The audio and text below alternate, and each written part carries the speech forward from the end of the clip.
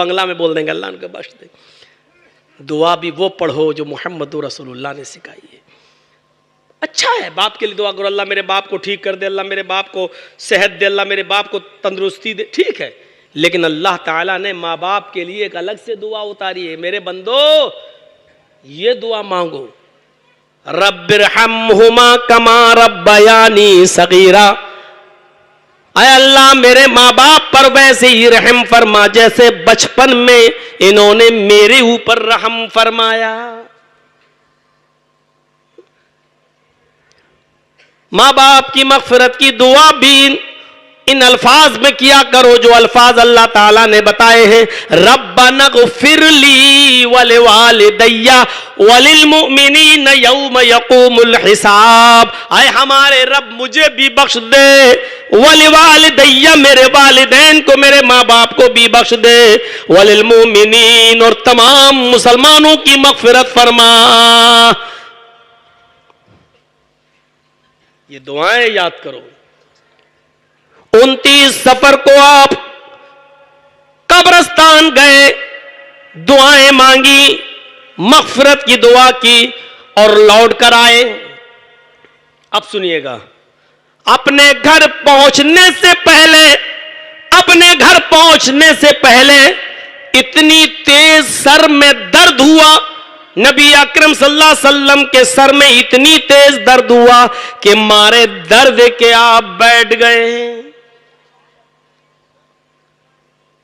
2 صحابی, ایک فضل ابن عباس حضرت عباس کے بیٹے اور ایک حضرت علی رضی اللہ تعالیٰ عنہ, ان دونوں کے بیچ میں کھڑے ہو کر اللہ کے نبی صلی اللہ علیہ وسلم ان دونوں کے کاندھوں پر اپنا ہاتھ رکھ کر گھر میں تشریف لائے.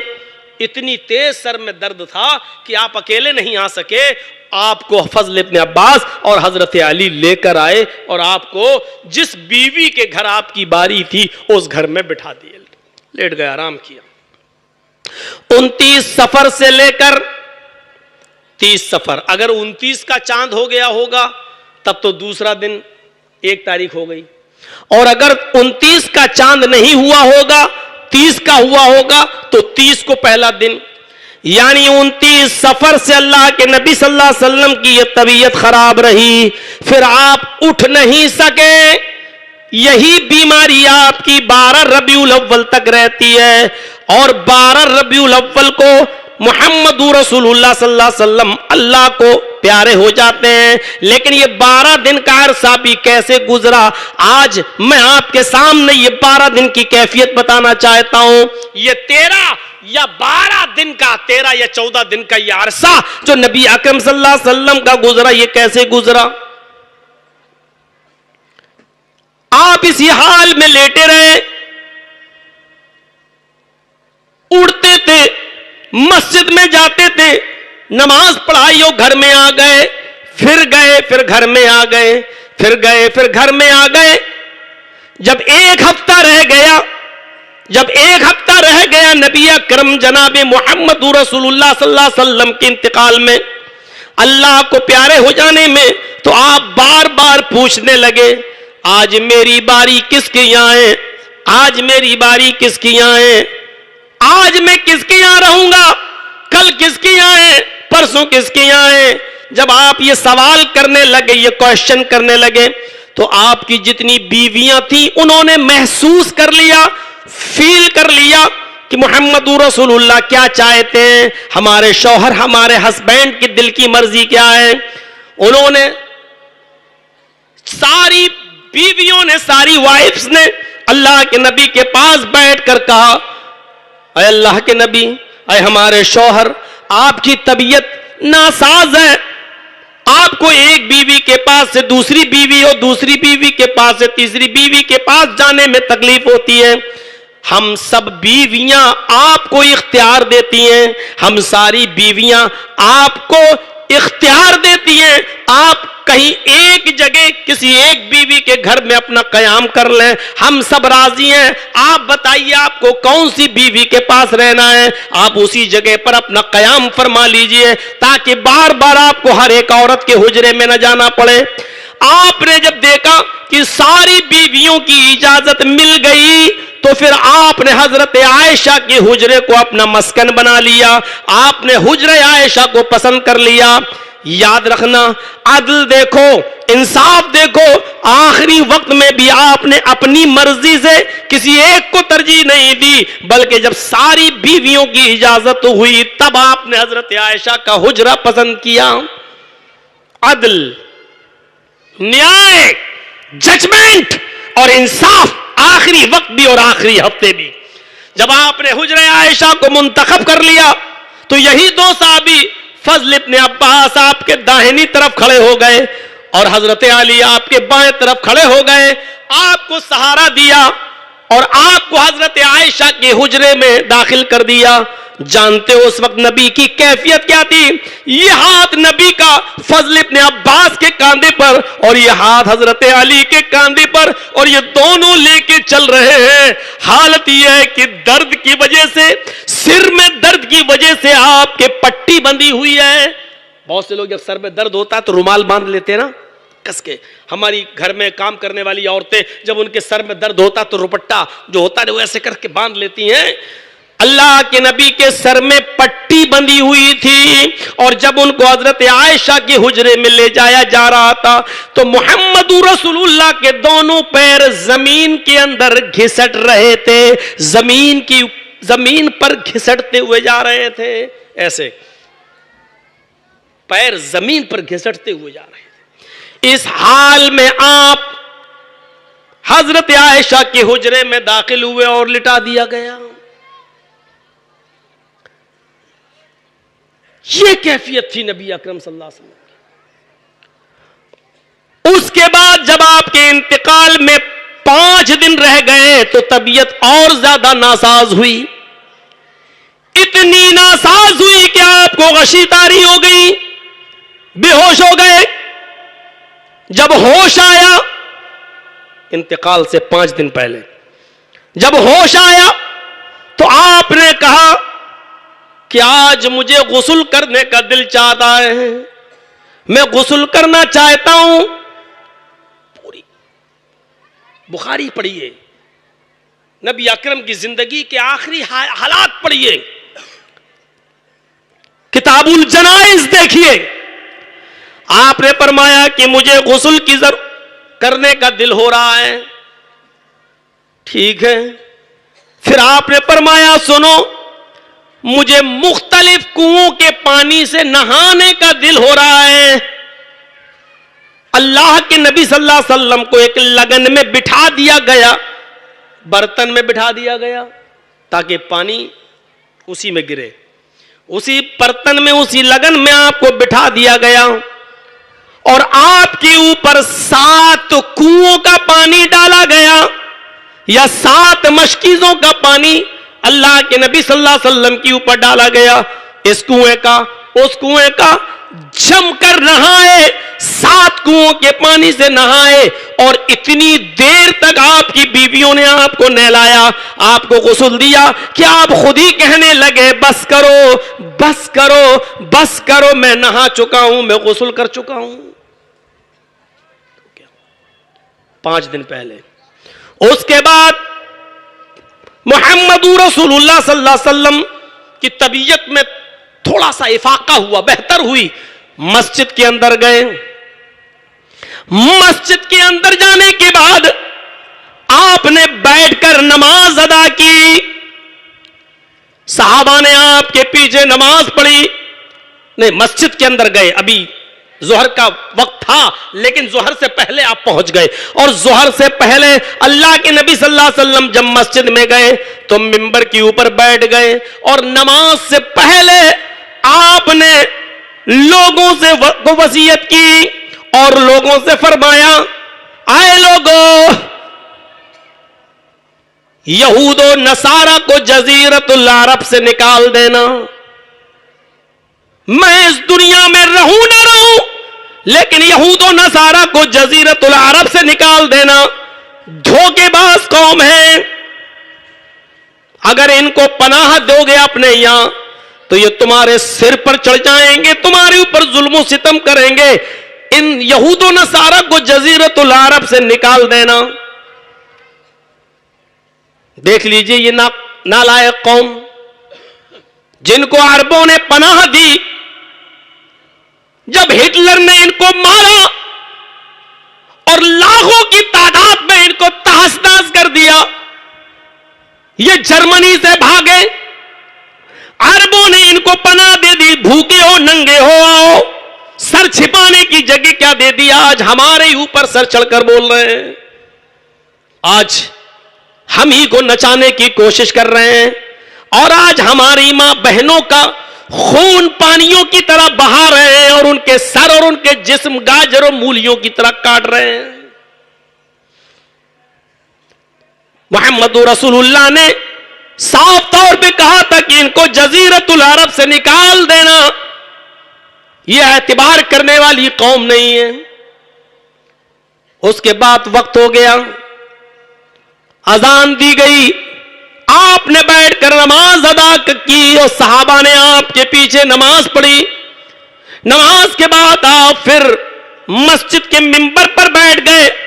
کھڑے ہونے کی طاقت نہیں تھی اور بیٹھ کر آپ نے خطاب کیا، اور جو آپ نے بیٹھ کر خطاب کیا اس خطاب میں آپ نے پہلی چیز یہ بیان کی، اے لوگو، اگر میں نے نادانستہ طور پر جان بوجھ کر یا انجانے میں اگر میں نے کسی کو تھپڑ مارا ہو، آئے اور اپنا انتقام مجھ سے لے لے، یہ گال میرا حاضر ہے، آئے اور وہ بھی مجھ سے اپنا انتقام لے لے، وہ بھی مجھے تھپڑ مار کر اپنا بدلہ لے لے. آئے لوگوں، اگر میں نے کسی کی پیٹھ پر کوڑا مارا ہے، اٹھے، یہ محمد کی پیٹھ حاضر ہے، وہ بھی اپنا کوڑا میری پیٹھ پر مار لے، میں انتقام کے لیے حاضر ہوں. اگر میں نے کسی کی آبرو ریزی کی ہے، کسی کی انسلٹ اور ذلت کی ہے، کسی کو انسلٹ کیا ہے، آئے اور وہ مجھ سے اپنا بدلہ لے لے، اپنا انتقام مجھ سے لے لے. یہ انتقال سے 5 دن پہلے نبی اکرم جناب محمد رسول اللہ صلی اللہ علیہ وسلم بیان کر رہے ہیں، اور اتنا کہا اور کہنے کے بعد آپ وہاں سے واپس چلے آئے. اب 4 دن رہ گئے. 4 دن جب رہ گئے تو نبی اکرم جناب محمد رسول اللہ صلی اللہ علیہ وسلم پھر مسجد میں گئے. آپ نے بیٹھ کر نماز پڑھائی اور اس کے بعد میں آپ نے لوگوں کو خطبہ دیا. اس خطبے کے الفاظ یہ تھے کہ آئے لوگوں، ترکت فیکم امرین لن تضلوا ما تمسکتم بہما کتاب اللہ و سنتی. اے لوگوں، میں تمہارے درمیان 2 چیزیں چھوڑ کر جا رہا ہوں. اے لوگوں، میں تمہارے درمیان 2 چیزیں چھوڑ کر جا رہا ہوں. جب تک تم ان دونوں چیزوں کو مضبوطی سے تھامے رہو گے، جب تک تم ان دونوں چیزوں کو مضبوطی سے پکڑے رہو گے، جب تک تم ان دونوں چیزوں کو مضبوطی سے تھامے رہو گے، دنیا کی کوئی طاقت تمہیں گمراہ نہیں کر سکتی ہے. اے لوگوں، اگر تمہیں گمراہی سے بچنا ہے، پت بھرشتا سے بچنا ہے، ظلمت اور تاریک راستوں سے اور اندھیرے راستوں سے بچنا ہے، گمراہی سے بچنا ہے، تو 2 چیزوں کو مضبوطی سے پکڑے رہنا ہے. اور وہ 2 چیزیں کیا ہیں؟ کتاب اللہ، ایک اللہ کی کتاب قرآن ہے، اور دوسری میری سنت ہے. یعنی میری سنت کو مضبوطی سے پکڑے رہنا، حدیث کو مضبوطی سے پکڑے رہنا، اور قرآن کو مضبوطی سے پکڑے رہنا. ان دونوں چیزوں کو مضبوطی سے پکڑے رہو گے تو کائنات کی کوئی بھی طاقت تمہیں گمراہ نہیں کر سکتی. اس کے بعد میں آپ نے فرمایا، اے لوگوں، جو لشکر اسامہ کو میں نے روانہ کیا ہے، میں اس دنیا میں رہوں نہ رہوں، لیکن اس لشکر کو جہاد کے لیے جانے دینا، اس کو روکنا نہیں. وہ لشکر جائے گا، اس لشکر کو میرے کسی بھی حالت کی وجہ سے روکنے کی کوشش مت کرنا، وہ جہاد کے لیے نکلے گا، وہ لشکر اسامہ کو روکنا نہیں، وہ ہر حال میں اس کو جانے دینا۔ اس کے بعد آپ نے فرمایا او لوگوں اپنے غلاموں کا اور ماتحتوں کا خیال رکھنا، اپنے ملازمین کا جو تمہارے انڈر میں کام کرتے ان کا خیال رکھنا، ان کے اوپر ظلم و ستم مت کرنا، ان کو ستانا نہیں، ان کے اوپر ظلم مت کرنا۔ یہ 3 نصیحتیں نبی اکرم جناب محمد رسول اللہ نے انتقال سے 4 دن پہلے کی، اور اس کے بعد میں پھر تشریف لائے اپنے گھر میں، اور لیٹے ہی تھے کہ آپ نے صحابہ کرام آپ کی بیماری کو دیکھنے کے لیے، آپ کی عیادت کے لیے گھر میں تشریف لے آئے۔ آپ نے فرمایا قلم لاؤ، چمڑے کا ٹکڑا تھا یا ہڈیوں کے بڑے بڑے ٹکڑے ہوا کرتے تھے، ان پر لکھا جاتا تھا۔ آپ نے کہا قلم لاؤ اور ہڈی کا ٹکڑا یا چمڑے کا ٹکڑا لاؤ، اور میں کچھ وصیتیں کرتا ہوں، اس کو لکھ لو۔ میں کچھ بتانا چاہتا ہوں، اس کو لکھ لو۔ جب آپ نے کہا کہ قلم لاؤ، چمڑے کا ٹکڑا لاؤ، میں جو بتاؤں اس کو لکھ لو، تو صحابہ کرام میں اختلاف ہو گیا۔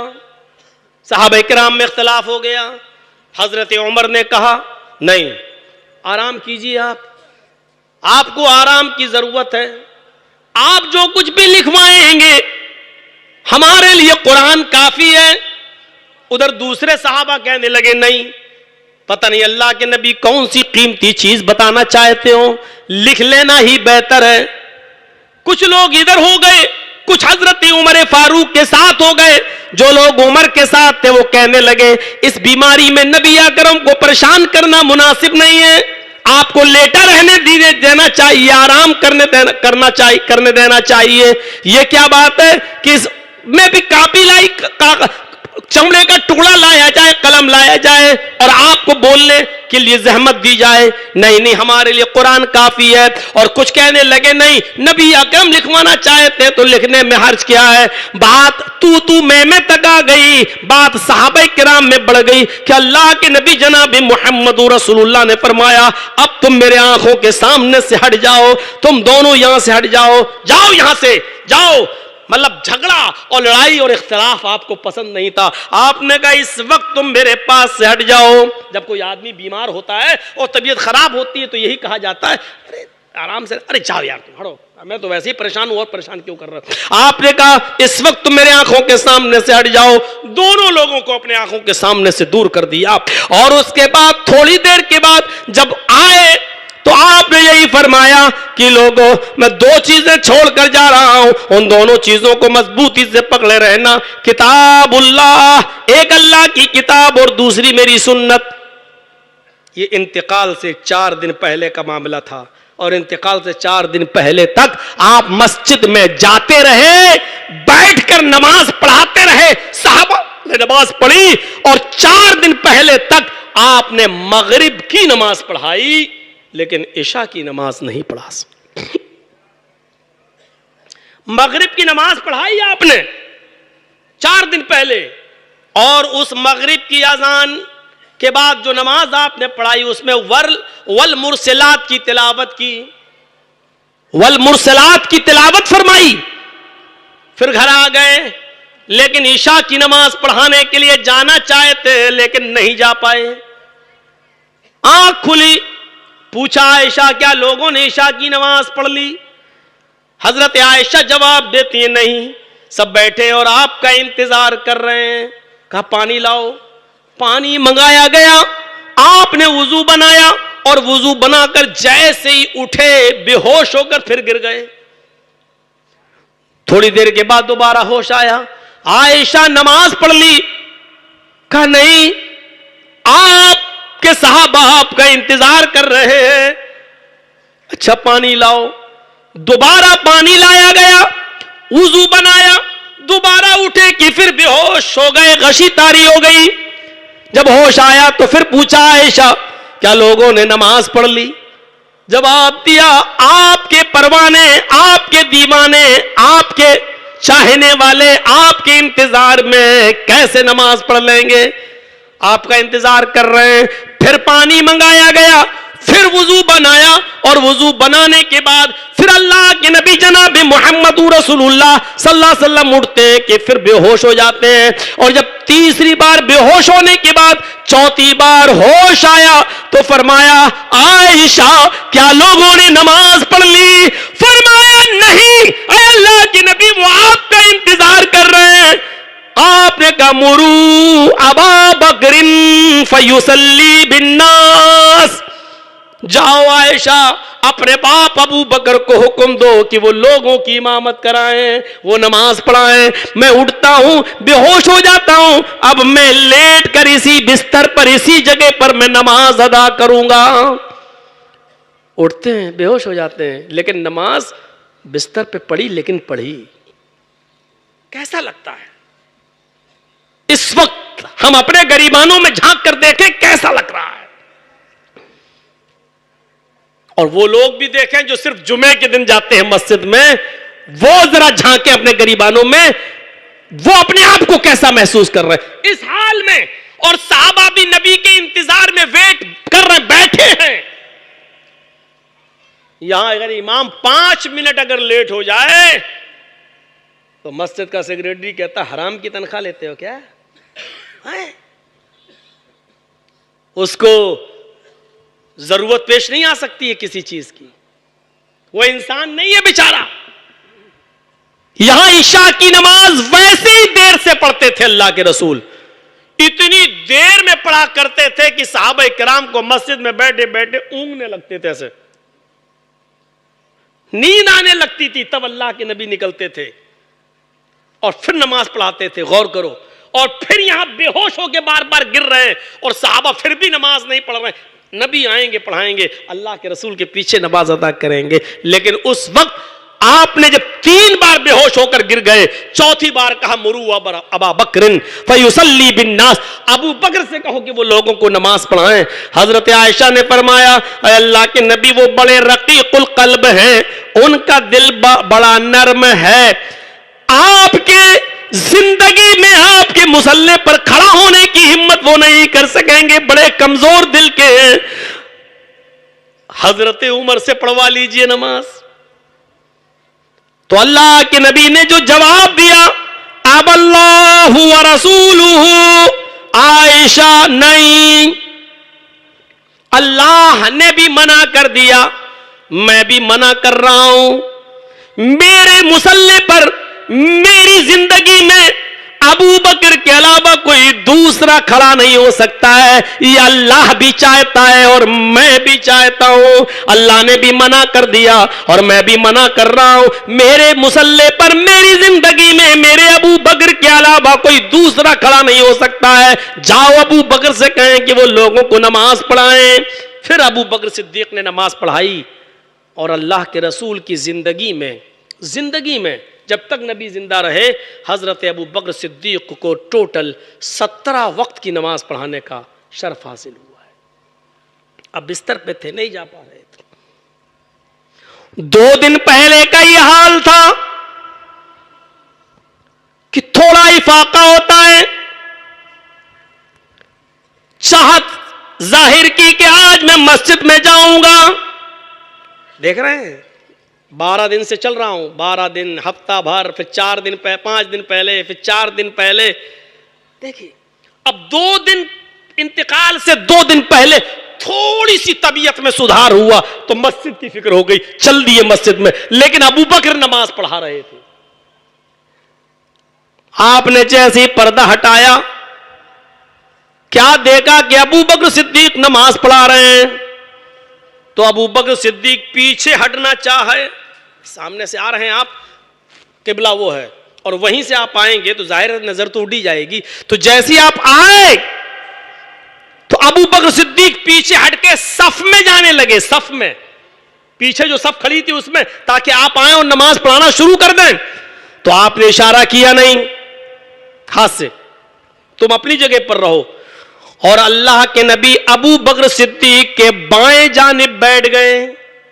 امام بائیں طرف ہوتا ہے اور مقتدی دائیں طرف، اگر 2 آدمی نماز پڑھ رہے ہوں تو بائیں طرف جو ہوگا لیفٹ سائیڈ میں وہ امام ہوگا۔ اللہ کے نبی ابو بکر صدیق کے بائیں طرف بیٹھ گئے۔ اللہ کے نبی نماز پڑھاتے تھے، ابو بکر صدیق امام کو ابو بکر صدیق ادا کر رہے ہیں، نبی کی اقتدا کر رہے ہیں ابو بکر، اور ابو بکر صدیق کی اقتدا کر رہے ہیں سارے نمازی جتنے پیچھے کھڑے ہیں. آپ کمزور آواز تھی آپ کی طبیعت، آپ کہتے تھے اللہ اکبر بیٹھ کر، اس کو ابو بکر صدیق زور سے کہتے تھے اللہ اکبر. تو اللہ کے نبی کی اقتدا کر رہے تھے ابو بکر، اور ابو بکر کی تکبیر کی اقتدا کر رہے تھے تمام صحابہ. پورا واقعہ بخاری کے اندر دیکھ لیجئے. تمام صحابہ اس پوزیشن میں بھی آپ نے ابو بکر صدیق کو مصلی سے الگ نہیں کیا، آپ ان کے بائیں طرف بیٹھ گئے. نماز نبی ہی نے پڑھائی، لیکن نبی کی اقتدا کی ابو بکر صدیق نے، اور ابو بکر صدیق کی اقتدا کی تمام لوگوں نے. 2 دن پہلے کا یہ حال تھا کہ آپ نے نماز بیٹھ کے پڑھائی، پھر منبر کے اوپر بیٹھ گئے، اور بیٹھنے کے بعد پھر آپ نے اس موقع پر جو چیزیں تھی سب ہبا کر دی. آپ نے فرمایا لوگوں میرے پاس 7 درہم باقی ہیں جو میرے گھر میں، وہ 7 کی 7 درہم میں غریبوں اور مسکینوں میں تقسیم کر رہا ہوں. ان 7 درہم کو آپ نے صدقہ کر دیا. آپ کے پاس آپ کی وراثت زمین و جائیداد جو تھی، آپ نے کسی کو وارث نہیں بنایا، سب آپ نے صدقہ کر دیا. فرمایا ہماری اولاد نبیوں کی وراثت میں حقدار نہیں، سب دے دیا. آپ کے پاس 7 دینار تھے، وہ بھی صدقہ کر دیا. آپ کے پاس جتنے ہتھیار تھے جنگ میں لڑنے کے لیے، گھوڑا، تیر، تلوار، یہ ساری چیزیں سب کی سب آپ نے صحابہ کو دے دی. یہ لیجئے، یہ لیجئے. آپ نے سب کچھ ہبا کر دیا، سب دے دیا. لاسٹ میں آپ نے فرمایا آئے میرے ساتھیوں، تم لوگوں کی طرف سے مجھے ایک زرہ بھی ملی تھی. ایک صحابی نے کہا ہتھیار سارے کے سارے دے دیے گئے. اے اللہ کے نبی، زرہ کی کمی ہے، آپ کو زرہ بھی تو دی گئی تھی، وہ زرہ کہاں ہے؟ زرہ جانتے ہیں نا؟ نہیں جانتے ہو تو ایسے سمجھو، لوہے کا ایک پیراہن ہوتا ہے جو اوپر ڈال لیا جاتا تھا تاکہ کوئی تیر مارے تو تیر اس لوہے کے اس زرہ میں لگ جائے، باڈی پر نہ لگے. کوئی تلوار مارے تو لوہے کی اس زرہ میں لگے، اس کو ایسے ہی پہن لیا جاتا تھا، بس تیر تلوار کا کوئی اثر اس پر نہیں ہوتا تھا. تو وہ زرہ، اس کو زرہ بولتے تھے. صحابی نے کہا وہ زرہ کہاں ہے؟ آپ نے فرمایا لوگوں جب اس زرہ کا سوال ہو ہی گیا تو سن لو، میرے اور میرے بیوی بچوں کے لیے کھانے پینے کو کچھ نہیں تھا. یہاں مولویوں کے پاس چلے جاؤ، تعویذ دے دیں گے خیر و برکت کے، یہ لے لو، دکان میں لگا لو، برکت ہی برکت، گھر میں لگا لو، دولت لکشمی آئے گی. دھن ورشا راکٹ تنتر، یہ صرف پنڈت ہی نہیں دے رہے ہیں، بہت سے کٹھ ملا بھی دے رہے ہیں. چلے جاؤ ان کے پاس. محمد رسول اللہ کہتے ہیں کہ میرے گھر میں کھانے پینے کو کچھ نہیں تھا، میرے بیوی بچوں کے کھانے پینے کے لیے کوئی چیز نہیں تھی. میں نے وہ زرہ ایک یہودی کے پاس رہن رکھ دی. رہن سمجھتے ہیں نا، گروی. آپ کیا گرو بولتے ہیں؟ کیا گرو؟ گروی رکھ دی. مطلب جب میں آپ کا سامان آپ کو دے دوں تب آپ میری چیز مجھے واپس کر دینا. یہ بیاج نہیں ہوتا ہے، یہ سود نہیں ہوتا ہے. سود تو بہت بڑا گناہ نہ ہے. اب سود پہ جائیں گے تو پھر بات چھڑ جائے گی تو بہت لمبی ہو جائے گی، کل دیکھتا ہوں انشاءاللہ. اب پہلے ہی بتا دیا تو سود والے آئیں گے ہی نہیں. چلو پھر بھی کل ہی دیکھیں گے انشاءاللہ. سود ایک الگ نوعیت کی چیز ہوتی ہے. ہم نے یہ موبائل آپ کے پاس گروی رکھ دیا، یہ رکھ لیجئے بھائی صاحب، یہ اچھا موبائل ہے، آپ مجھے 10,000 روپے دے دیجئے. جب میں آپ کے 10,000 روپے واپس کر دوں تب آپ کو میں، اب مجھے موبائل مجھے دے دیجئے گا. ٹھیک ہے. آپ نے وہ زرہ ایک یہودی کو گروی رکھ دی، رہن یہ رکھ لو، اور اس کے عوض مجھے 30 سا سمجھتے نا؟ رمضان میں فطرہ دیتے ہو نا، ایک گھر کے ایک ممبر کی طرف سے 1 سا دھان، چاول، جو، گیہوں، یہ سب چلتا ہے نا، سا 1 سا ہوتا ہے 2.5 کلو کا تقریباً. 30 سا جو آپ نے لے لیا تھا. جو جب میں آپ کی 30 سا جو یعنی 75 کلو جو جب میں آپ کی لوٹا دوں تب آپ مجھے میری یہ زرہ دے دینا. آپ نے فرمایا لوگوں وہ زرہ ایک یہودی کے پاس رہن رکھی ہوئی ہے، گروی رکھی ہوئی ہے، میرے پاس اب تک 30 سا جو کا انتظام نہیں ہو سکا، 75 کلو جو کا انتظام نہیں ہو سکا. لوگوں وہ 75 کلو اناج گلہ جو اس یہودی کو دے کر وہ زیرہ اس سے لے لینا، وہ مسلمانوں کی امانت ہے، یہیں پر رکھ لینا، آپ لے لینا. ہمارے پاس 75 کلو اناج نہیں ہو پایا. اللہ کے نبی صلی اللہ علیہ وسلم نے کلیئر کہہ دیا اور صاف صاف کہہ دیا آپ نے جو کچھ بھی تھا سب صدقہ و خیرات کر دیا. میرے پیارے ساتھیوں لوگ تیمارداری کرنے کے لیے آتے جا رہے ہیں اور اللہ کے نبی صلی اللہ علیہ وسلم کا یہ حال ہے کہ آپ نے انتقال سے 2 دن پہلے آپ نے سب کچھ صدقہ کر دیا، 7 دینار بھی صدقہ کر دیا، جو کچھ بھی تھا ہتھیار وغیرہ سب دے دیا. اور آپ نے یہ کہنے کے بعد سب گھر پہ تشریف لے آئے. اس کے بعد نماز ابو بکر صدیق پڑھانے لگے. آخری دن ہے، آخری دن کی کیفیت ذرا سن لیجئے. آخری دن ہے، فجر کی، سوموار کا دن ہے، پیر کا دن ہے، منڈے کا دن ہے. فجر کی نماز مسجد میں ہو رہی ہے، ابو بکر صدیق نماز پڑھا رہے ہیں. اللہ کے نبی نے حجرے کا پردہ ہٹایا، ایسے حجرے کا یوں پردہ ہٹایا، ابو بکر کو مصلی امامت پر دیکھا، تبسم فرمایا، مسکرا دیے. ابو بکر صدیق کی نظر نبی کے اوپر پڑی تو پیچھے ہٹنے لگے، لیکن اللہ کے نبی نے اشارہ کر کے ان سے کہا نماز پڑھ لیجئے. نماز پڑھا کے پھر دیکھا جائے، نماز پڑھائیے. اشارہ کر دیا اور پردہ گرا دیا. نبی اکرم نے جیسی پردہ ہٹایا صحابہ کرام سامنے ہی تھے، نظر پڑی محمد رسول اللہ پر. ایسا لگ رہا تھا کہ اللہ کے رسول 2 دن کے بعد تھوڑا صحیح ہوئے اور پردہ ہٹایا.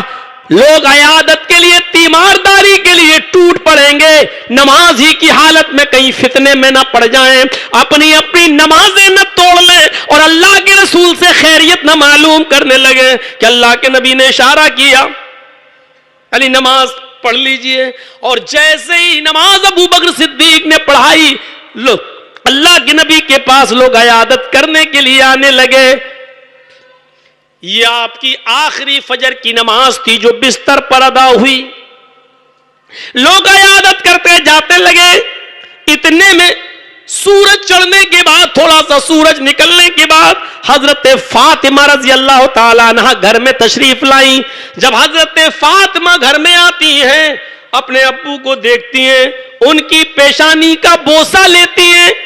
حضرت فاطمہ اپنے ابو کی پیشانی، یہ ماتھا، اس پیشانی کا بوسہ لیتی ہے اور بوسہ لینے کے بعد کہتی ہے واہ کر بابا، ہائے میرے ابو کی تکلیف، ہائے میرے ابو کی بے چینی. اور اللہ کے نبی فرماتے بیٹی فاطمہ دکھ نہ کرو، میری بیٹی رو مت، اپنے باپ کی تکلیف پر تم آنسو مت بہاؤ. آج کے بعد تمہارے باپ کو اتنی تکلیف نہیں ہوگی، آج کے بعد تمہارے باپ کو کبھی اتنا شدید درد نہیں ہوگا. یعنی آپ نے بتا دیا کہ آج آخری میرا دن ہے. اللہ نے جبرائیل کے ذریعے مجھے بتا دیا کہ اب آپ اللہ سے ملنے والے ہیں. اے فاطمہ آج ہمارا آخری دن ہے، آج کے بعد تمہارے باپ کو اتنی تکلیف نہیں ہوگی. اب یہ سلسلہ چلی رہا تھا کہ آپ نے حسن اور حسین کو بلایا. حضرت حسن اور حسین آئے، آپ نے ان کی پیشانی کو چوما اور ان کے بارے میں لوگوں سے وصیت فرمائی. لوگوں حسن اور حسین کا خیال رکھنا، لوگوں یہ جنت کی 2 کلیاں ہیں، جنہوں نے میرے ان نواسوں کو ستایا اس میں محمد رسول रसूल को सताया। लोगों, मैं इन नवासों के बारे में तुम्हें खैर की वसीयत करता हूं। आपने अपनी बीवियों को इकट्ठा किया और आपने अपनी बीवियों को भी खैर की वसीयत फरमाई कि तुम अच्छे काम करना, गरीबों का ख्याल रखना। ये सारी अच्छी वसीयतें आपने उनको फरमाई। आपके पास जितने गुलाम आपकी खिदमत करने वाले थे, आपने उन सबको आजाद कर दिया कि जाओ, मैंने तुम सबको आजाद कर दिया। आपने तमाम जो सहाबा वहां मौजूद थे और आपको देखने के लिए तशरीफ लाए थे, आपने उन तमाम सहाबा को फरमाया, अकीमुस्सलाह अकीमुस्सलाह मा मलकत ऐमानुकुम। लोगों, मेरे जाने के बाद नमाज का ख्याल रखना, किसी भी हाल में नमाज तर्क मत करना, नमाज पढ़ते रहना, नमाज कायम करते रहना। औ मा मलकत ऐमानुकुम, और अपने मातहतों का, अपने मुलाजिमों, खातिमों, गुलामों का ख्याल रखना। हजरत आयशा फरमाती है कि नबी अकरम का सर मेरी रान पर था, मेरे पैरों पर था, और आप ये जुमले बार बार कह रहे थे, औ मा मलकत ऐमानुकुम अकीमुस्सलाह, औ मा मलकत ऐमानुकुम अकीमुस्सलाह, औ मा मलकत ऐमानुकुम। लोगों, नमाज हर हाल में कायम रखना और मातहतों का, मुलाजिमों का, गुलामों का ख्याल रखना। कई बार आपने ये जुमले अदा किए। कहती हैं हजरत आयशा सिद्दीका, उसके बाद नबी अकरम की आवाज में और कमजोरी आ गई, फिर आवाज निकलना बंद हो गया है। अल्लाह के नबी सल्लल्लाहु अलैहि वसल्लम ने इशारे से पानी मंगवाया। मैंने किसी सौतन को, जो नबी की दूसरी बीवी थी, उसको कहा पानी लाओ, वो पानी लेकर आई। फिर मैंने मोहम्मद रसूलुल्लाह को देखा, आप अपने दोनों हाथों को पानी में डालते जाते और अपने जिस्म पर, चेहरे पर मलते जाते, बार बार पानी को, हाथ को पानी में डालते और चेहरे पे मलते जाते और कहते जाते, ला इलाहा इल्लल्लाह इन्ना लिल मौति सकरात, ला इलाहा इल्लल्लाह इन्ना लिल मौति सकरात, ला इलाहा इल्लल्लाह इन्ना लिल मौति सकरात। अल्लाह के अलावा कोई माबूद नहीं, कोई इबादत के लायक नहीं।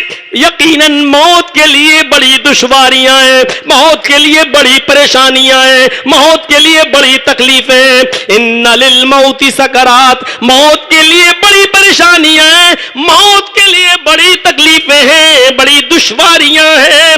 आप ये जुमले कहते जाते हैं। हजरत आयशा फरमाती हैं, जब बेचैनी देखी मैंने मोहम्मद रसूलुल्लाह की, तो मैंने उनको सहारा दिया और आपके सर को मैंने अपने सीने के पास रख लिया।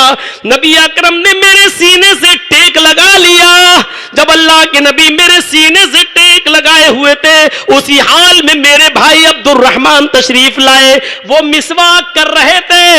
अल्लाह के नबी उस मिसवाक को देखने लगे और हजरत आयशा से कहने लगे, यानी इशारे से। मैंने पूछा, अम्मा आयशा कहती, मैंने पूछा क्या आप मिसवाक करेंगे, तो सर हिलाकर कहा हाँ। मैंने वो मिसवाक ले ली अपने भाई अब्दुर्रहमान से और मैंने वो मिसवाक मोहम्मद रसूलुल्लाह को, अपने हस्बैंड को दे दी।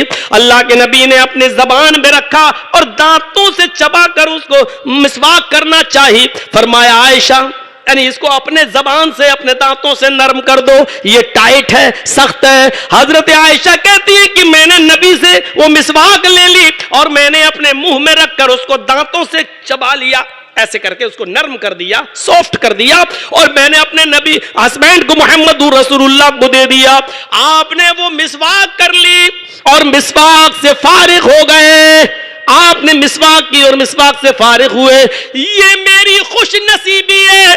हजरत आयशा कहती है, बेस्ट लक है मेरा, ये मेरी खुश नसीबी है कि आखिरी दिन, आखिरी वक्त में मोहम्मद रसूलुल्लाह ने मेरे शरीर, मेरी बॉडी, मेरे जिस्म के साथ मिलकर मेरी रान पर सर रखकर मेरे सीने पर टेक लगाकर आपने आखिरी सांस ली। और खुश, मेरे लिए बेस्ट लकी ये भी है, खुशकिस्मती ये भी है कि आखिरी वक्त में मेरा लुआब, मेरा थूक अल्लाह के नबी के थूक से मिल गया। यानी मेरी झूठी मिसवाक मोहम्मद रसूलुल्लाह ने की है, मेरा थूक नबी के थूक से मिल गया। मोहब्बत की ऐसी नजीर, سے دنیا قاصر ہے. آخری وقت میں بھی میاں اور بیوی, ہسبینڈ اور وائف کی اس محبت کا کو خیال رکھا جائے. اس دنیا سے جاتے جاتے بھی یہ بتا گئے کہ میاں اور بیوی کا پیار کیا ہوتا ہے, ہسبینڈ اور وائف کی زندگی کیا ہوتی ہے, اور اس زندگی کو کیسے نبھانا چاہیے. حضرت عائشہ نے اپنے نبی کے آخری وقت کے حالات کو ریکارڈ کر لیا, اور اسی لیے حضرت عائشہ کا حجرہ پسند کیا کہ جتنے اچھی طریقے سے میری زندگی کے آخری وقت کے حالات عائشہ لوگوں کے سامنے بیان کر سکتی ہے, اتنی ذہانت, اتنی عقل مندی اور اتنی فطانت کسی اور بیوی کے اندر نہیں ہے. اس لیے حضرت عائشہ کے حجرے کو نبی اکرم نے پسند بھی کیا تھا. میرے پیارے ساتھیوں, مسواک سے فارغ ہوئے اور آنکھیں ٹننے لگی, ہاتھ ڈھیلے پڑ گئے اور نگاہیں کھجور کے پتوں سے بنی ہوئی چھت کے اوپر لٹک جاتی ہیں, ٹک جاتی ہیں, اور آخری جملہ محمد رسول اللہ کی زبان سے نکلتا ہے, اللہم بالرفیق الاعلی, اللہم بالرفیق الاعلی, اللہم بالرفیق الاعلی. اے اللہ رفیق اعلی میں, اے اللہ رفیق اعلی میں, اے اللہ نیک لوگوں میں, شہیدوں میں, صلحاء میں, نیک لوگوں میں ہمارا بھی شمار کر لے. اے اللہ رفیق اعلی میں مجھے بھی پہنچا دے جہاں تیرے برگزیدہ اور نیک بندوں کی روحیں ہیں. اے اللہ اسی جگہ پر مجھے بھی پہنچا دے. اللہم بالرفیق الاعلی, یہ جملہ آپ کی زبان سے نکلا اور آخری جملہ تھا. اس جملے کی ادائیگی کے بعد پوری دنیا کو روشن کرنے والا, ٹمٹمانے والا, پوری دنیا کو چمکانے والا اور روشنی دینے والا سورج ہمیشہ ہمیش کے لیے غروب ہو جاتا ہے. سورج غروب ضرور ہو گیا لیکن اپنی روشنی سنت کی شکل میں, حدیث کی شکل میں, اپنی اداؤں کی شکل میں چھوڑ کے گیا ہے جو قیامت تک باقی رہے گی. میرے پیارے ساتھیوں, یہ تصور کیجئے ابھی وہ وقت نہیں آیا, ابھی ابو بکر صدیق نہیں آئے, حضرت عائشہ بھولی ہوئی ہیں. یہ پورا مرحلہ سننے کے بعد ابھی دیکھیے یہاں انتقال. حضرت انس فرماتے ہیں جیسے اللہ کے نبی 12 ربیع الاول کو اللہ کو پیارے ہوئے انتقال کر گئے, کلیا چک کے ارد گرد رہنے والوں 12 ربیع الاول کو اپنا کلیا چک کا علاقہ بھی دیکھنا. اس سال بھی دیکھا ہوگا 12 ربیع الاول کو, آئندہ 12 ربیع الاول آئے اور زندہ رہو تب بھی دیکھنا اور دونوں میں موازنہ کرنا. آج 12 ربیع الاول ہے, محمد رسول اللہ اس دنیا سے چل بسے. 12 ربیع الاول کو حضرت انس کیا کہہ رہے ہیں, بخاری پڑھیے. حضرت انس کہتے ہیں جس دن محمد رسول اللہ مکہ سے مدینے آئے, جس دن محمد رسول اللہ مکہ سے مدینے آئے, مدینے میں اس سے زیادہ خوشی کا دن کوئی نہیں تھا. مکے سے مدینے آئے, اس دن سے زیادہ خوشی کا دن اور چمکنے والا دن مدینے والوں کے لیے کوئی نہیں تھا کہ چھوٹی چھوٹی 5-5 سال کی بچیاں بھی گیت گا رہی تھی. طلع البدر علینا من ثنیات الوداع وجب الشکر علینا ما دعا للہ داعی. آج تو ہم اللہ کا جتنا بھی شکر ادا کریں کم ہے. آج تو 14ویں رات کا چاند مکے سے چمکتا ہوا ہمارے مدینے آیا. آج تو فاران کی چوٹیوں سے 14ویں رات کا چاند نمودار ہوا ہے, چمکا ہے. ہم تو اللہ کا جتنا بھی شکر ادا کریں کم ہے. یہ جس دن مکے سے مدینہ نبی آئے ہجرت کر کے تشریف لائے, اس دن مدینے والوں کی خوشی کا عالم یہ تھا کہ چھوٹی چھوٹی بچیاں بھی گیت گا رہی تھیں. لیکن جس دن 12 ربیع الاول کو اللہ کے نبی انتقال کر گئے, اس دنیا سے چلے گئے, ہم نے مدینے میں اس سے زیادہ کالا دن اور اس سے زیادہ تاریک دن ہم نے مدینے میں نہیں دیکھا. اس سے زیادہ غم میں ڈوبا ہوا دن مدینے میں کبھی نہیں دیکھا. جس دن آئے اس سے زیادہ خوشی کا دن کوئی نہیں دیکھا, اور جس دن آپ اس دنیا سے چل بسے اس سے زیادہ غم بھرا دن ہم نے نہیں دیکھا. غم میں ڈوبا ہوا تھا پورا مدینہ.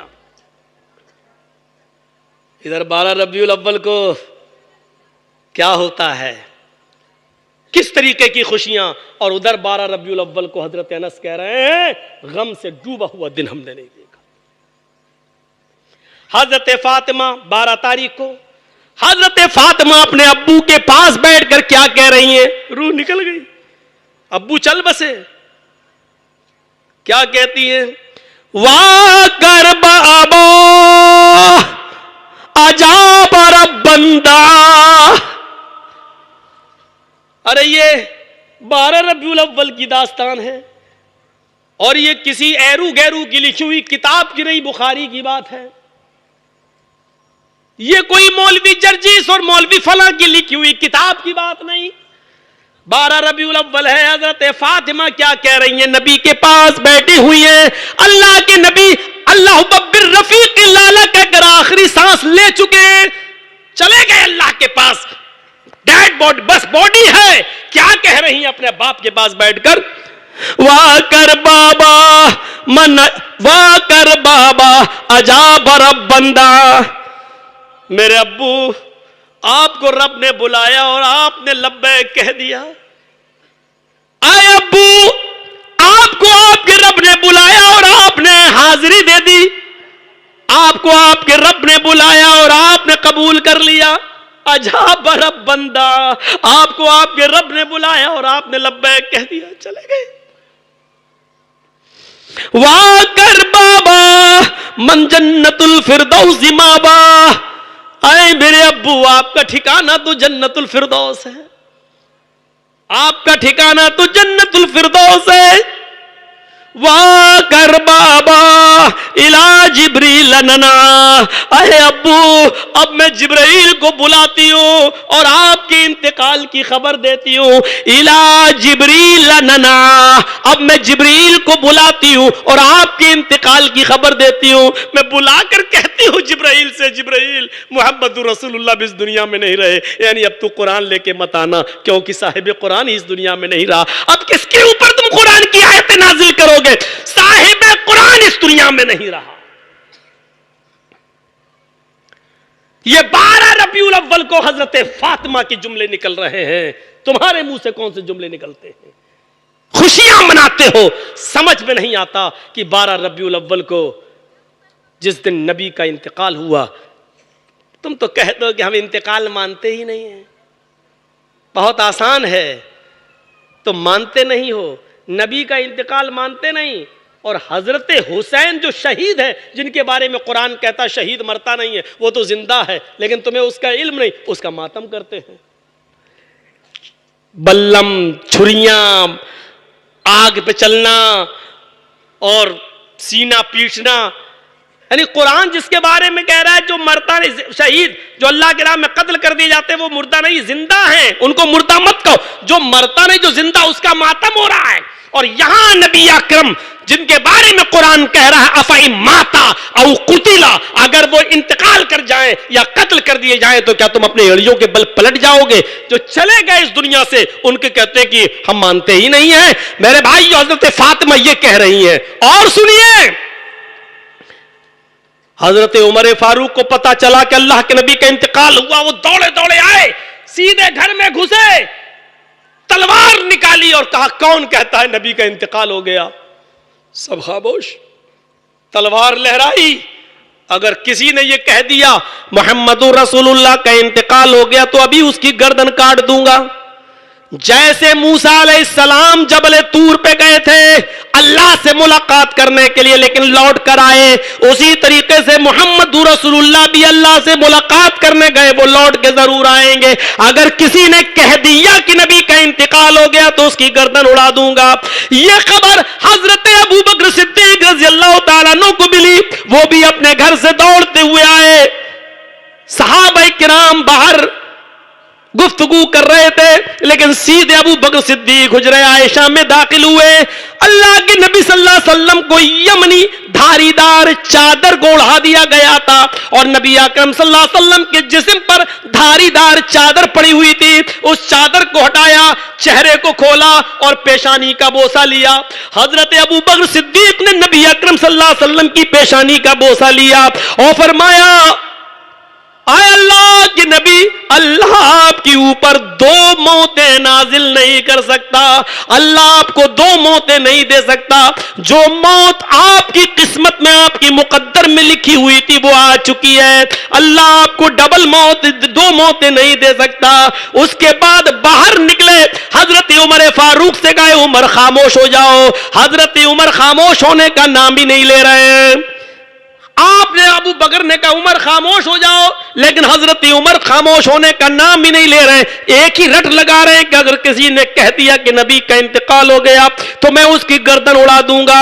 ادھر حضرت ابو بکر لوگوں سے گفتگو کرنے لگے، لوگ حضرت عمر کو چھوڑ کر ابو بکر کے پاس چلے آئے اور ابو بکر کی تقریر سننے لگے۔ حضرت ابو بکر صدیق خطبہ دینے لگے، اما بعد، تمام تعریفیں اللہ کے لیے ہیں، حمد و ثنا کے بعد لوگوں سن لو، من کان منکم یعبد محمدا فإن محمدا قد مات، بخاری کی حدیث، غور کرو حضرت ابو بکر نے کیا کہا، اما بعد، اللہ کی حمد و ثنا کے بعد لوگوں سنو، من کان منکم یعبد محمدا فإن محمدا قد مات، تم لوگوں میں سے جو محمد کی عبادت کرتا تھا صلی اللہ علیہ وسلم، تم لوگوں میں سے جو محمد رسول اللہ کی عبادت کرتا تھا، جو محمد رسول اللہ کو اپنا معبود مانتا تھا، وہ سن لے، فإن محمدا قد مات، محمد رسول اللہ انتقال کر گئے، محمد رسول اللہ صلی اللہ علیہ وسلم اللہ کے پاس چلے گئے، یعنی وہ معبود ہو ہی نہیں سکتا جو انتقال کر جائے۔ جو محمد کو معبود مانتا تھا وہ سن لے، فإن محمدا قد مات، محمد رسول اللہ انتقال کر گئے۔ ومن کان منکم یعبد اللہ فإن اللہ حی لا یموت، اور جو اللہ کی عبادت کرتا تھا، جو اللہ کو معبود مانتا تھا، وہ سن لے کہ اللہ زندہ ہے، وہ کبھی نہیں مرے گا، فإن اللہ حی لا یموت، وہ کبھی نہیں مرے گا، وہ زندہ ہے، زندہ ہی رہے گا، ہمیشہ سے اور ہمیشہ رہے گا، اس کو کبھی موت نہیں آئے گی۔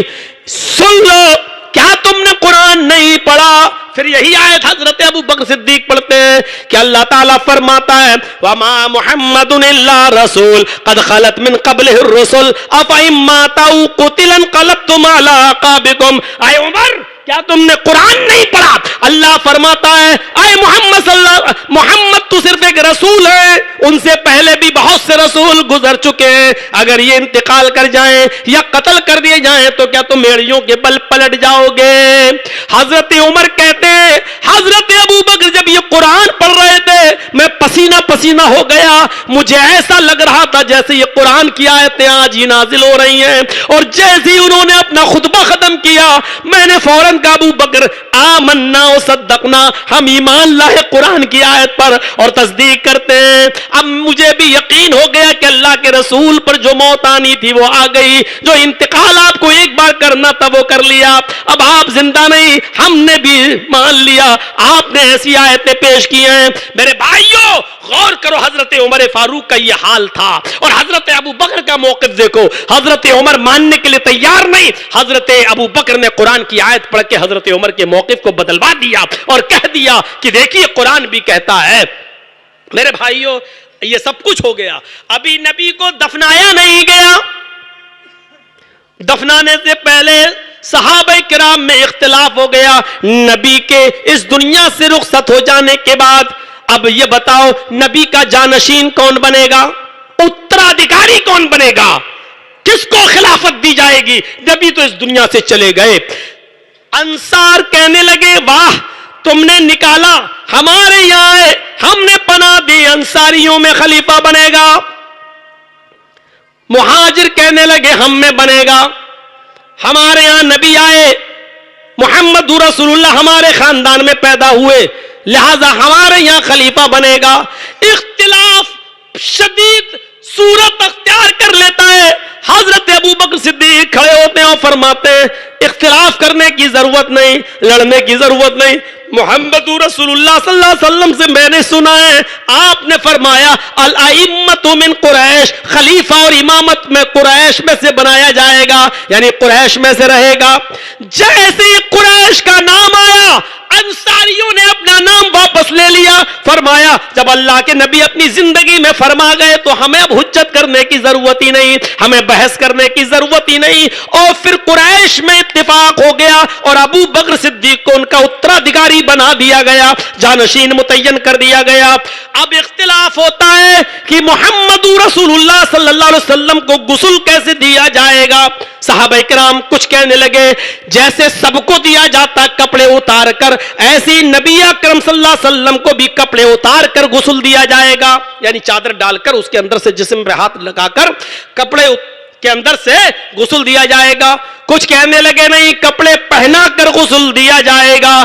تھوڑی دیر کے لیے سارے صحابہ پر غشی طاری ہو گئی اور سبھی نے خواب میں دیکھا کہ فرمایا جا رہا ہے کہ نبیوں کے جسموں سے کپڑے نہیں اتارے جاتے, نبیوں کو جسموں سمیت کپڑوں سمیت غسل دیا جاتا ہے. جب سب نے اپنا خواب سے بیدار ہوئے تو سب نے اپنا خواب بتایا کہ میں نے یہ دیکھا, دوسرے نے کہا میں نے یہ دیکھا, تیسرے نے کہا میں نے یہ دیکھا. پھر یہ طے ہوا کہ اللہ کے رسول کو کپڑے کے اوپر سے غسل دیا جائے, لہذا کپڑے پہنائے پہنائے غسل دے دیا گیا. غسل سے فارغ ہوئے تو اب یہ ہوا کہ آپ کو دفن کہاں کیا جائے. مکے کے مہاجر کہتے ہیں مکے لے جائیں گے.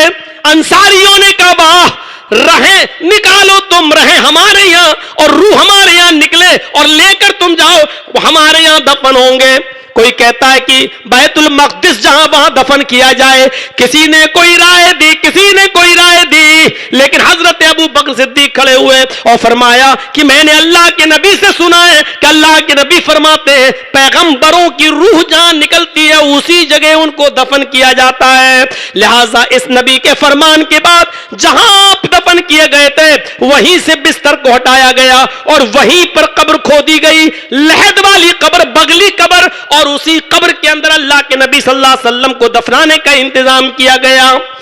اسی میں پورا دن گزر گیا, رات آئی, میرے بھائی دوسرا دن بھی اسی میں گزر گیا اختلاف کو ختم کرنے میں. پھر غسل کیسے دیا جائے یہ سب ہوتے ہوتے یہ دن بھی گزر گیا, رات آ گئی. میرے بھائیوں اب نماز پڑھنے کا وقت آیا. 10 لوگ جنازے کی نماز پڑھا کرتے تھے اسی حجرے کے اندر, کیونکہ زیادہ جگہ نہیں تھی. اللہ کے نبی کا نماز جنازہ کسی نے نہیں پڑھایا, اللہ کے رسول کی جنازے کی نماز کسی نے نہیں پڑھائی, سب نے الگ الگ پڑھی. پہلے 10 لوگ اندر گئے, پھر نکلے, پھر 10 گئے, انہوں نے پڑھی, پھر 10 گئے. پہلے قبیلے بنو ہاشم کے لوگوں نے نماز پڑھی, 10 کر کے نماز پڑھتے گئے. جب بنو ہاشم آپ کا خاندان ادا کر لیا نماز, پھر مہاجرین نے نماز پڑھی جو ہجرت کر کے آئے تھے. جب مہاجرین بھی نماز پڑھ چکے تو پھر انصاریوں نے نماز پڑھی, مدینے کے انصار بھی نماز پڑھ چکے تو پھر عورتوں نے نماز پڑھی. پھر عورتیں بھی 10 جائیں اور نماز پڑھ کے باہر آتی گئی, اور عورتوں کے بعد سب سے لاسٹ میں پھر بچوں نے نماز پڑھی. آدھی رات سے زیادہ یہ بھی گزر گیا, اور پھر رات ہی کے آخری حصے میں, پھر رات ہی کے آدھی رات گزر جانے کے بعد محمد رسول اللہ کو رات کے اندھیرے میں اسی حجرے مبارک کے اندر دفن کر دیا گیا. حضرت عائشہ فرماتی ہے نبی کو کب دفن کیا گیا مجھے پتہ بھی نہیں, ہاں آدھی رات کے بعد میں نے پھاوڑوں کی آواز سنی ہے, یعنی قبر کھودی جا رہی تھی, یہ آواز میرے کانوں میں ضرور گئی.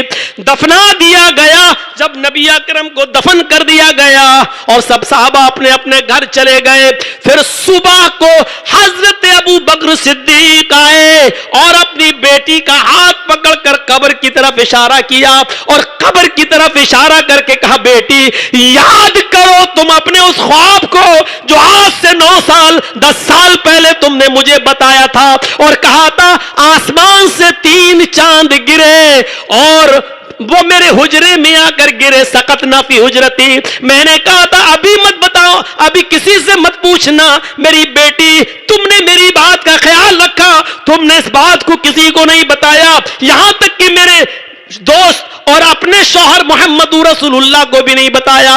اگر ان کو بتاتی تو شاید وہ بھی نہیں بتاتے, سمجھ جاتے, لیکن وہ تمہارا دل نہیں توڑتے, میں نے بھی دل نہیں توڑا.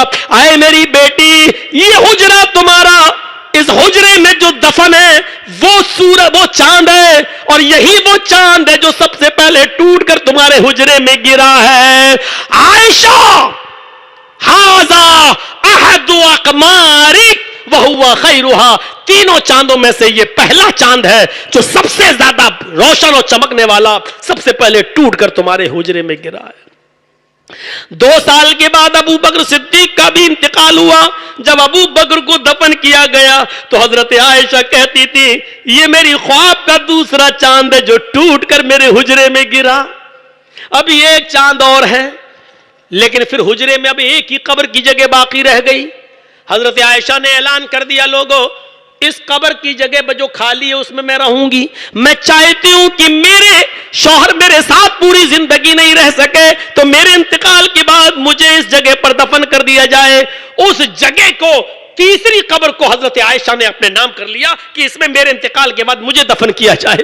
لیکن جب ابو لولو نے، فیروز نے حضرت عمر فاروق کو جب نیزہ مارا تو حضرت عمر فاروق نے انتقال سے پہلے حضرت عائشہ کے پاس ایک خبر بھیجی اور اپنے قاصد کے ذریعے کہا تیسری قبر کی جو جگہ باقی ہے عائشہ سے کہنا کہ آئے اما عائشہ، محمد رسول اللہ کے دوست حضرت عمر کی خواہش ہے کہ جب میرا انتقال ہو جائے تو اس قبر کے اوپر، اس قبر میں مجھے دفن کر دیا جائے۔ اگر خوشی خوشی وہ اجازت دے دیں تب تو ٹھیک، ورنہ مجھے بقیع میں دفن کر دینا۔ حضرت عائشہ کے پاس جب قاصد آیا اور کہنے لگا کہ حضرت عمر فاروق نے یہ خواہش ظاہر کی ہے، حضرت عائشہ نے سر پکڑ لیا اور فرمایا اے عمر تم نے مجھ سے کیا مانگ لیا ہے؟ اے عمر، جس قبر کی جگہ کو میں نے اپنے لیے چوائس کر رکھا تھا کہ میں اپنے ہسبینڈ کے بغل میں دفن کی جاؤں گی، آج تم نے مجھ سے وہ بھی مانگ لیا اور اس گھر سے مانگا جس گھر کے سردار محمد رسول اللہ کا اصول تھا کسی کو نا امید نہیں لوٹاتے تھے، کسی کو نراش نہیں لوٹاتے تھے۔ آئے عمر کے قاصد، میری آنکھوں سے گرنے والے آنسوؤں کا ذکر عمر سے مت کرنا اور کہہ دینا کہ عائشہ نے خوشی خوشی وہ جگہ تمہیں دے دی، جب تمہارا انتقال ہوگا تو تمہیں اسی جگہ دفن کر دیا جائے گا۔ حضرت عمر کو قاصد نے بتا دیا عائشہ نے خوشی خوشی وہ جگہ تمہیں دے دی۔ حضرت عمر نے پھر بھی کہا لوگوں جب میرا انتقال ہو جائے تو آخری بار میری باڈی کو حضرت عائشہ کے حجرے کے پاس